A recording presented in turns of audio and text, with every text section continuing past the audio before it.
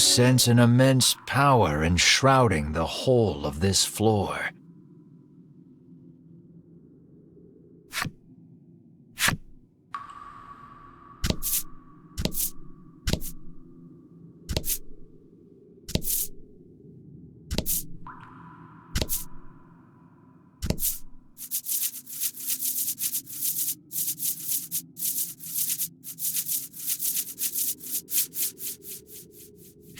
The Ivory Order trio lies collapsed at Sherwin's feet.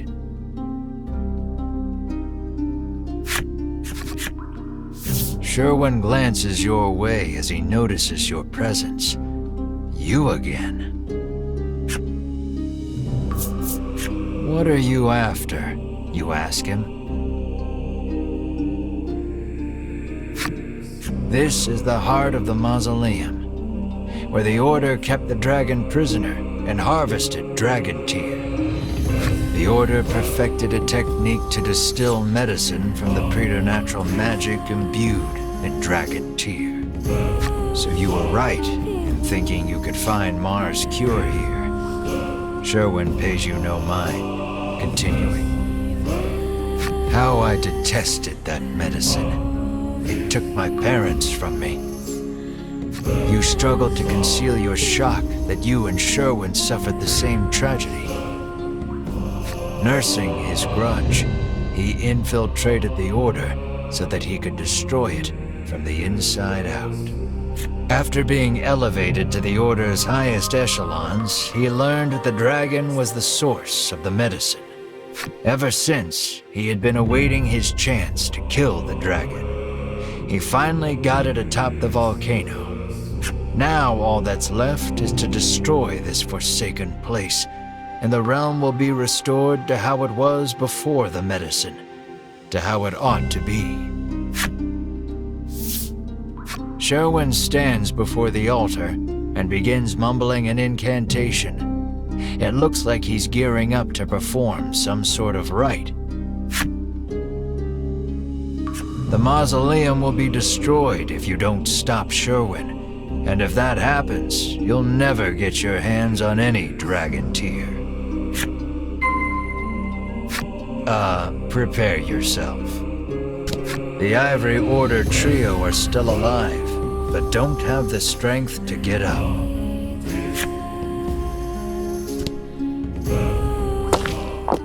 You attempt to stop Sherwin's rite. But the fallen Ivory Order trio totter to their feet. Master Sherwin, says Winifred, unable to quell her trembling. Why? You used us, growls Berwin, narrowing his eyes at Sherwin. Your actions betray everything the Order stands for, spits Hedwin. Sherwin does not dispute the accusations. On the contrary, he confirms them.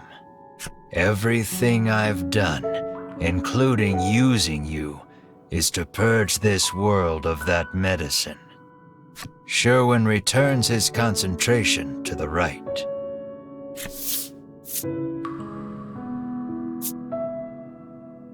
You race toward Sherwin to stop the rite, but then Winifred blocks your way. Winifred puts out her arm. You're not strong enough to stop him. He's one of the strongest among the Ivory Order's ranks, she says. Still, says Melanie, batting Winifred's hand out of the way, we have to do something. Let us help.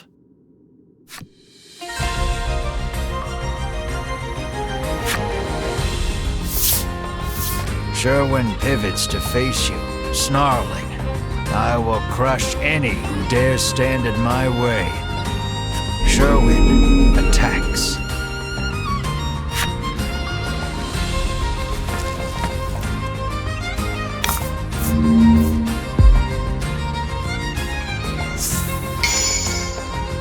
It'll take more than numbers to win here.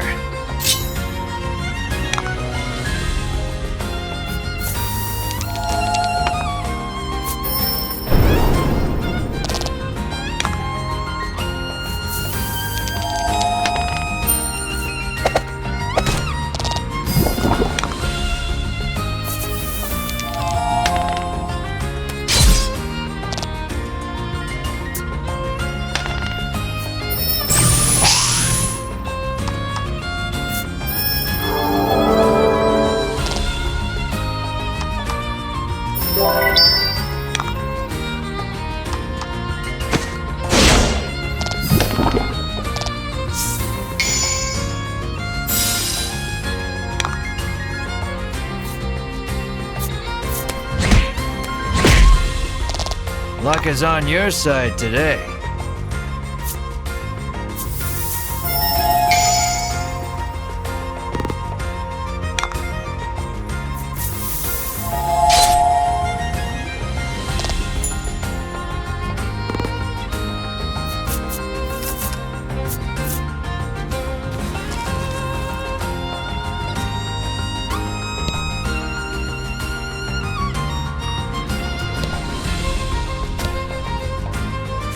Sherwin, bloodied and beaten, lies sprawled across the ground.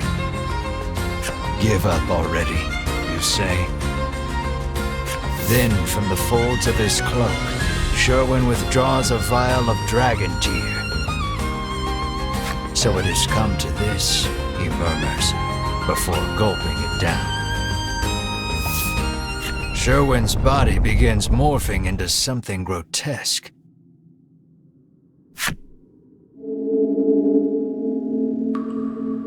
You hear a voice echoing in your head. A lifeless world, a deathless world. This fetid plane will be purged so that it gleams pure white once more. I, the Owissuswin, will make sure of it.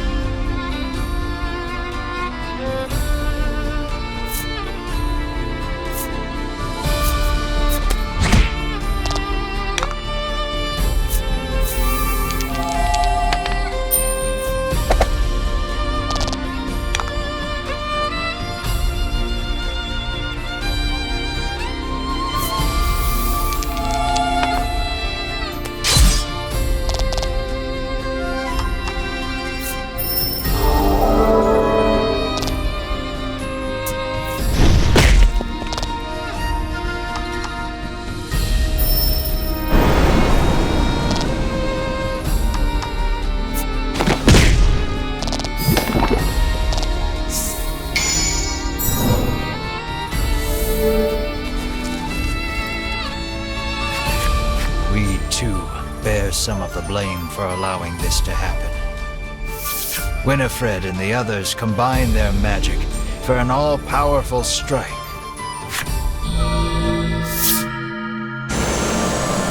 The brunt of the blow renders the Owissuswin motionless, but in your head echoes a familiar voice. There is no denying me. This world will fall, as will you. The Owissuswin stirs, stretching his humongous wings.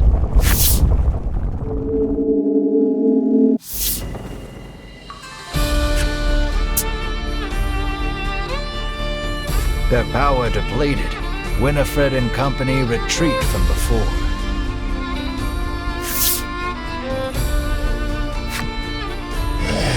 The Owissuswin screeches a bloodthirsty shriek as he bears down on you once again.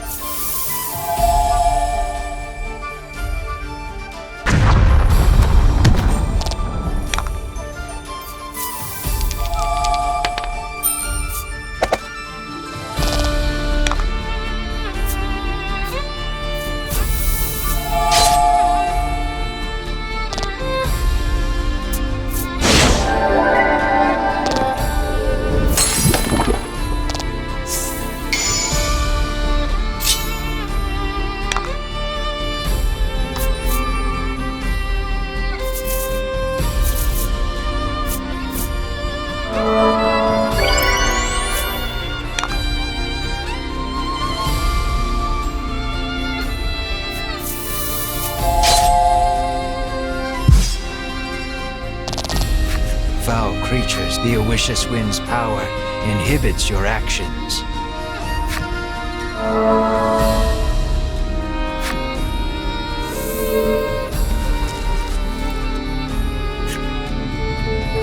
The Owicious Wind gathers his immense strength.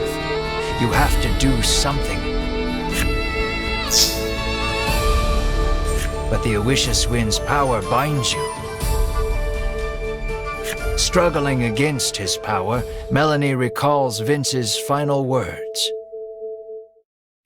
Your spell can make this world a better place. Through everything, realization strikes her. The only way out of this is to use forbidden magic. I offer myself, body and soul, as payment. Melanie recites the spell, then turns to you. I'm sorry, she says, her voice faint. You'll have to finish what you started without me. Melanie's powerful magic has bound the Owicious Wind. That same power, though, has also bound her.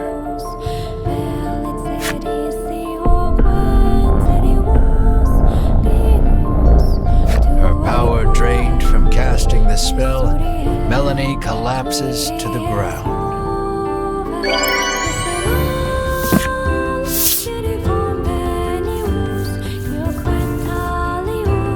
Her spell breaks the power binding you. You can move freely again and feel your strength return. The spell has bound the Owicious Wind. Now's your chance to end this.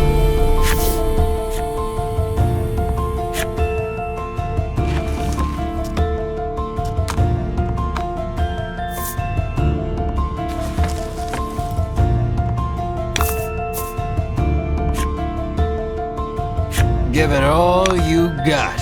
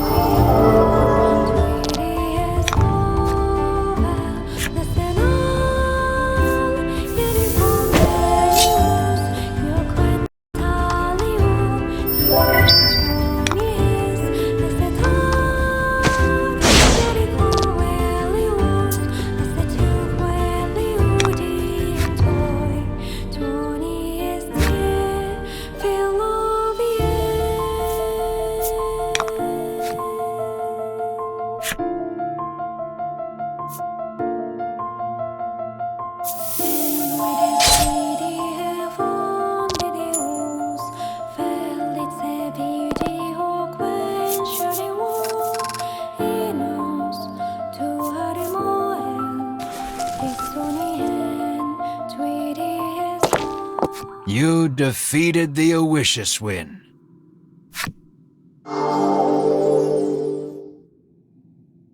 Sherwin, returned to his human form, seems not long for this world.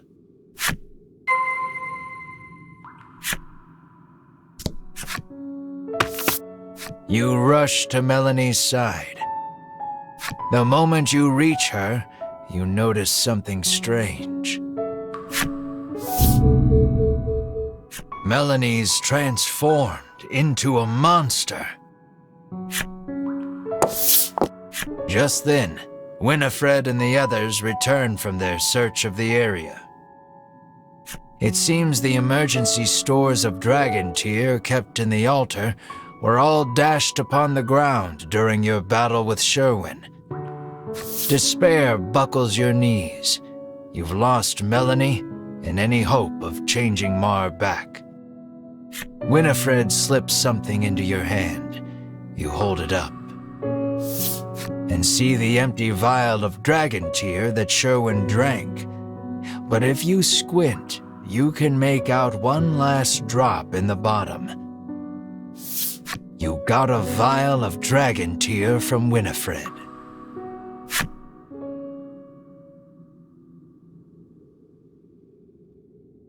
The world, cut off from its supply of medicine with the dragon's death.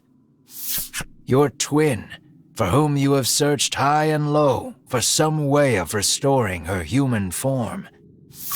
And Melanie, transformed into a monster and lying prone before your very eyes. You must decide for which purpose to put the all-powerful dragon tear.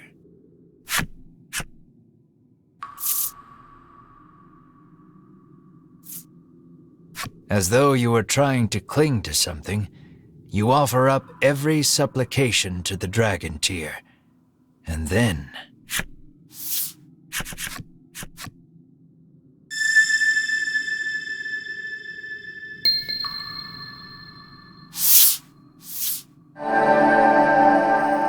the dragon tear's light overwhelms you. You feel your consciousness start to slip away. Where's that voice coming from?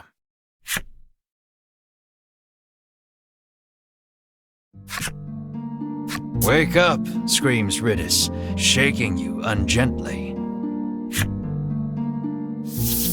Your eyes peel open, and you glance around. You're alive, says Melanie through flowing tears. You let go of a heavy sigh of relief to see she's human again. Bruno says you collapsed after the dragon tears started shining with fierce light, and that you've been unconscious ever since. That's when you realize Mar is nowhere to be seen.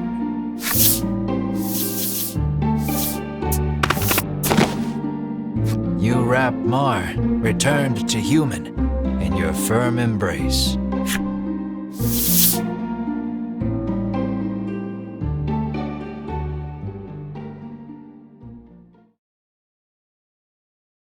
Thus your journey drew to its conclusion. As for the story afterward, you return to Advent Castle and make your report of the events to Queen Nilla. She rewards you handsomely for telling her the truth about the dragon, but it's barely enough to cover the cost of repairs to Ridis' home.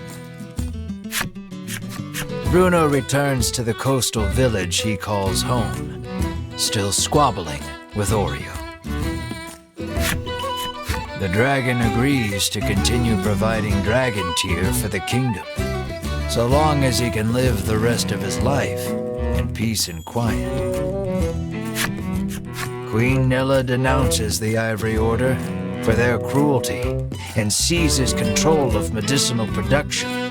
She does all she can to ensure a more ethical manufacturing process.